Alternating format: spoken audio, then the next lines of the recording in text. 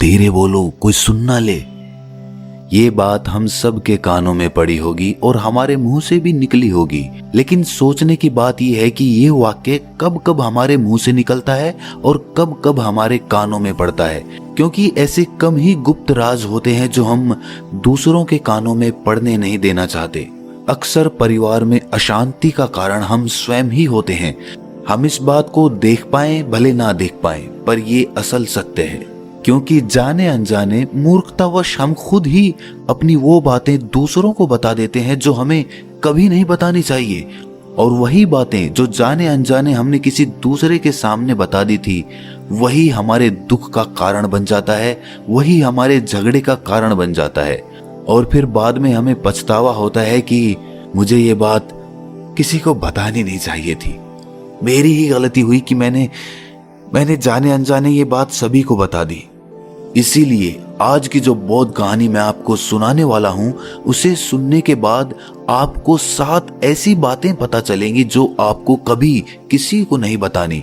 ये जो 7 बातें हैं जो आपको किसी को नहीं बतानी, क्यों नहीं बतानी, इसके पीछे का तर्क भी मैं आपको दूंगा। और इन 7 बातों के अलावा अगर आपको लगता है कि कोई बात ऐसी है जो मुझसे छूट गई या मैं नहीं बता पाया, तो कमेंट सेक्शन में जरूर बताना। इससे पहले कि आप इस बौद्ध कहानी में खो जाएं, इस चैनल को सब्सक्राइब जरूर कर लें। तो चलिए कहानी शुरू करते हैं। एक समय की बात है, एक नगर में रिंकू नाम का एक युवक रहता था। वो युवक बहुत गरीब था, कुछ पैसा नहीं था उसके पास, 2 वक्त की दाल रोटी भी बड़ी मुश्किल से उसको नसीब होती थी। किसी काम की तलाश में दिन रात खोज करने पर भी उसे कोई काम नहीं मिल रहा था। फिर एक दिन उसने अपनी पत्नी के सामने अपनी सारी समस्या बता दी। उसने अपनी पत्नी को कहा कि मैं जिस जगह भी काम मांगने के लिए जाता हूँ तो हर कोई मुझे ये कहकर काम नहीं देता कि हमारे यहाँ काम की जरूरत नहीं है। मैं काम की तलाश कर करके थक चुका हूँ। मुझे समझ नहीं आता कि मैं तुम लोगों का पेट कैसे भरूंगा, अपने बच्चों को कैसे पालूंगा, और ये चिंता मुझे दिन रात खाए जा रही है। ये सुनकर उसकी पत्नी ने कुछ सोचकर कहा कि तुम एक आदमी के पास एक बार ही काम मांगने के लिए जाते हो, और जब वो काम नहीं देता तो तुम दोबारा उसके पास जाते तक नहीं हो। अगर तुम्हें उनसे काम लेना है तो तुम्हें हमदर्दी जतानी होगी, तुम्हें उनसे हमदर्दी हासिल करनी होगी, अपनी गरीबी दिखानी होगी, ताकि वो लोग तुम्हारी मजबूरी समझकर तुम्हें काम पर रख लें। इसीलिए शर्म मत करो, उन्हें अपनी मजबूरी बताओ, अपनी गरीबी बताओ, और इसी उपाय से तुम काम पा सकते हो। ये बात रिंकू के मस्तिष्क में बैठ गई और अगले दिन काम मांगने के लिए वो उसी सेठ के पास जा पहुंचा जहां पर वो पिछले दिन काम मांगने के लिए गया था। लेकिन इस बार उसने हाथ जोड़कर उस सेठ से प्रार्थना की, उससे विनती की कि वो बहुत गरीब है और उसे काम की बहुत आवश्यकता है। वो जो कुछ भी उसे देंगे वो उसमें संतुष्ट हो जाएगा, पर कृपया करके मुझे अपने यहाँ काम पर रख ले। उसकी ये हालत देखकर उस सेठ ने उसे अपने यहाँ काम पर रख लिया। वो रोज वहां पर काम पर जाने लगा। अंदर ही अंदर वो खुश तो था कि उसे काम तो मिला, लेकिन उसे वेतन दूसरे लोगों से कम मिलता था।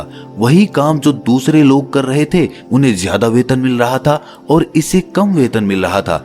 जब इस बारे में उसने अपने सेठ से कहा तो सेठ ने कहा कि देखो भाई, तुम्हें काम की जरूरत थी, मैंने तुम्हें काम दिया, मेरा धन्यवाद करने की बजाय तुम मुझसे शिकायत कर रहे हो, ये कैसी भलमनसाहट है। ये सुनकर रिंकू वहीं पर चुप हो गया।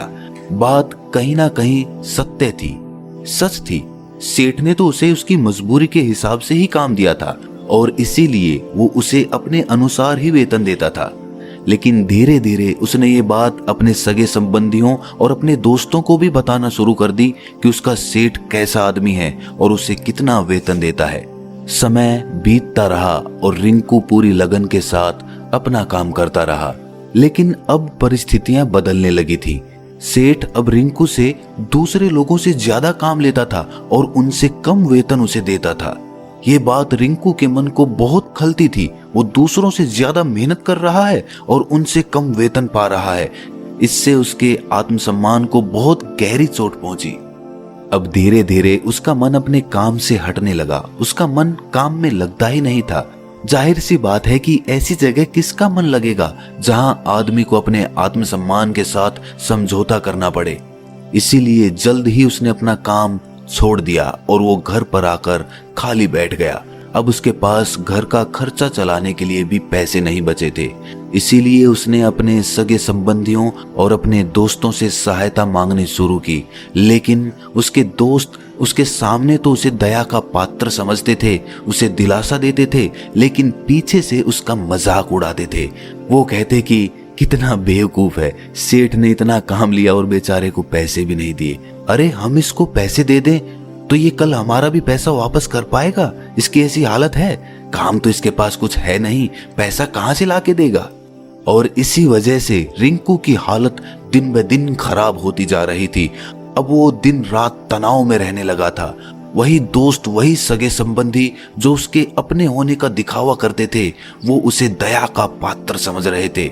उन्हें उसके ऊपर तरस आ रहा था। सब लोग आकर उसे ज्ञान तो बहुत देते थे, लेकिन कोई सहायता नहीं करता था। और अक्सर ऐसा ही होता है, ज्ञान देने वाले तो बहुत मिल जाते हैं, लेकिन मदद करने वाले, उंगली पकड़कर, हाथ पकड़कर आगे चलाने वाले कितने लोग मिलते हैं। एक दिन उसे पता चला कि पड़ोस के गांव में एक बौद्ध भिक्षु आया हुआ है जो बहुत ही ज्ञानी है। रिंकू इतना तनाव में था कि उसे कोई रास्ता नजर ही नहीं आ रहा था। इसीलिए जाने अनजाने वो उस बौद्ध भिक्षु के पास पहुंच जाता है। वहां पहुंचकर वो सीधे उनके पैरों में गिरकर रोने लग जाता है। वो रोते रोते उन्हें अपनी सारी परिस्थिति बताता है। उसे बताता है कि किस तरह उसके सेठ ने उसका फायदा उठाया और उसके सगे संबंधी उसके साथ कैसा व्यवहार रखते हैं। सारी बातें सुनकर बौद्ध भिक्षु ने उसे चुप कराते हुए कहा कि भंते, ये सारी समस्याएं तुम्हारी बुद्धिहीनता, तुम्हारी मूर्खता के कारण उत्पन्न हुई है। अगर तुम्हारे अंदर विवेक होता तो इनमें से एक भी समस्या तुम्हारे चित्त को दुखी नहीं कर सकती थी। लेकिन तुमने अपने अविवेक के कारण, अपनी मूर्खता के कारण खुद ही अपने रास्ते में कांटे बिछा दिए। आज मैं तुम्हें 7 बातें बता रहा हूं जो भूलकर भी किसी को मत बताना। और इन बातों का अनुसरण करते हुए तुम बाहर से मिलने वाले दुखों को तो दूर कर ही सकते हो जो बेवजह दुनिया की वजह से तुम्हारे अंदर पनपते हैं।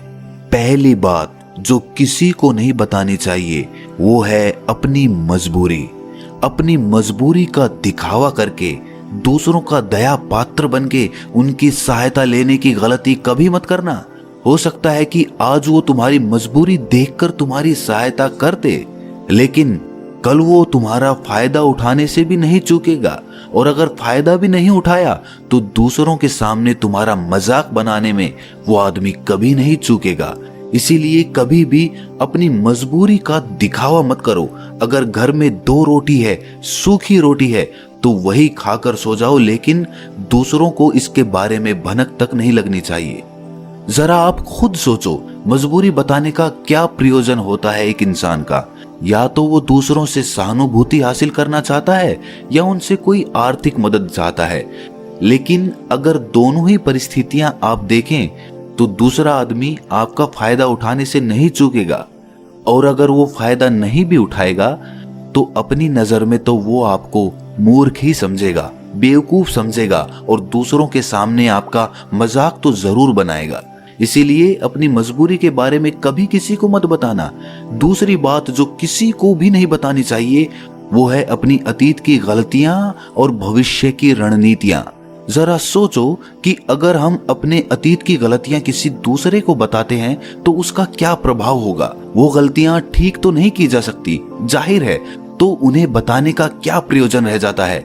आप अपने अंधेरे पक्ष को खुद दुनिया के सामने बता रहे हो, खुद अपनी गलतियां दूसरों के सामने बता रहे हो। इससे उस आदमी की नजर में आपका एक चरित्र गठित हो जाएगा और वो भविष्य में हमेशा आपको उसी नजरिए से देखेगा। इसीलिए किसी भी आदमी की नजर में अपना चरित्र गठित मत होने दो। और जरा सोचो कि आप व्यर्थ में ही अपने भविष्य की रणनीतियां दूसरों के सामने बता रहे हो। जो लोग आपके काम का हिस्सा ही नहीं हैं, उनके सामने अपनी भविष्य की रणनीतियां, अपनी डींगे हाँकने का क्या फायदा? वो लोग आपकी सहायता तो नहीं करेंगे, लेकिन आपकी भविष्य की रणनीतियों में बाधा जरूर बन सकते हैं। आप खुद अपने विवेक का इस्तेमाल करिए और सोचिए कि आपके साथ भी ऐसा हुआ है कि आपने अपनी भविष्य की रणनीति किसी को बताई हो और वो कामयाब ही ना हुई हो। जरूर हुआ होगा, जरा गौर से सोचिए। तीसरी बात जो किसी को नहीं बतानी चाहिए वो है अपने घर की बातें। जो भी हमारे घर के अंदर आपस में बातचीत होती है, हमारे माँ बाप के साथ, हमारी पत्नी के साथ, हमारे बच्चों के साथ, वो बातें परिवार तक ही सीमित रहनी चाहिए। अगर आप इन बातों का दूसरों के सामने ढिंढोरा पीटते हो तो दूसरों को आपके घर में घुसने का एक मौका मिल जाता है और वो इसका फायदा उठाने से कभी नहीं चूकेंगे। वो आपके परिवार के सदस्यों को आपसे दूर लेकर जाने की कोशिश करेंगे। अक्सर ऐसा होता है, हम समाज में देखते हैं कि हम अपने घर के झगड़ों को कम करने के लिए उन झगड़ों को अपने पड़ोसियों और दूसरे सगे संबंधियों को बता देते हैं, लेकिन इससे आपको सहायता कभी नहीं मिली होगी, बल्कि आपके घर के लड़ाई झगड़े और ज्यादा बढ़ गए होंगे और वो जाहिर है वो बढ़ेंगे। अगर आप अपने माँ बाप की बात दूसरों को बताएंगे तो आपके माँ बाप को बुरा लगेगा ही कि हमारा बेटा हमसे बताए बगैर दूसरों को ये बातें बता रहा है। इसीलिए अपने घर की बातें और अपने घर के लड़ाई झगड़े किसी के सामने मत बताना। अगली बात जो मैं आपको बताने जा रहा हूं, जो किसी को नहीं बतानी चाहिए, वो सुनने पर बहुत अजीब लग सकती है, लेकिन उसका सत्य भी मैं आपको एक तर्क के माध्यम से दूंगा। मैं कहता हूं कि अपनी आमदनी किसी को मत बताना। अब अपनी आमदनी ना बताने के पीछे क्या प्रयोजन हो सकता है? जरा सोचिए कि आप अपनी आमदनी अपने दोस्तों को बता देते हैं, तो जब आपके दोस्तों को जरूरत पड़ेगी तो वो सिर्फ आपको ही याद करेंगे, क्योंकि उनको पता है कि अगर आपकी आमदनी ज्यादा अच्छी है तो आप ही उनकी मदद कर सकते हैं और इसीलिए ज्यादा लोग आपसे सहायता मांगेंगे। और जब आप उनकी सहायता नहीं करेंगे तो वो सोचेंगे कि इस आदमी के पास पैसे हैं, मेरी सहायता कर सकता है, लेकिन ये सहायता कर नहीं रहा है। और इसीलिए आपकी आमदनी आप दोनों दोस्तों के बीच एक झगड़े का कारण हो सकती है। कम आमदनी होगी तो लोग मजाक उड़ाएंगे और ज्यादा होगी तो सहायता मांगेंगे। तो अपनी आमदनी बताने का कोई प्रयोजन नहीं है। अगली बात जो मैं आपको बताने वाला हूं उसे अपनी गांठ बांध लेना और किसी को ये बात मत बताना।